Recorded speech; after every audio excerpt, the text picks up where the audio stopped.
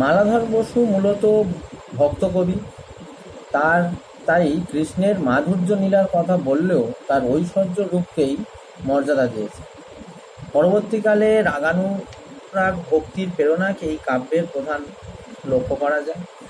নন্দের নন্দন কৃষ্ণ মোর প্রাণনাথ।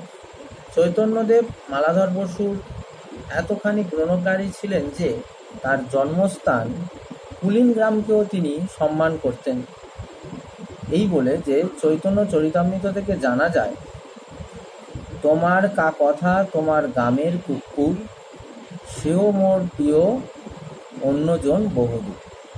মালাধর বসুর এই কৃষ্ণনিষ্ঠা এবং বৈষ্ণব ভক্তির কারণে চৈতন্যদেবের এই শ্রদ্ধা আকর্ষণ করতে পেরেছিলেন।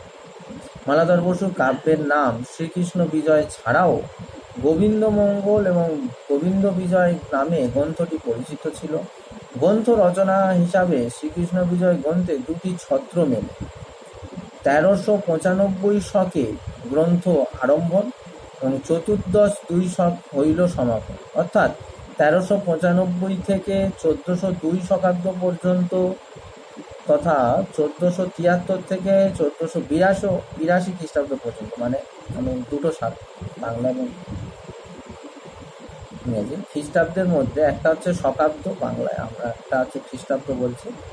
1395 থেকে 1402 শকাব্দ এবং 1473 থেকে 1482 খ্রিস্টাব্দ মধ্যে মালাধর বসু এই কাব্য রচনা করেছেন।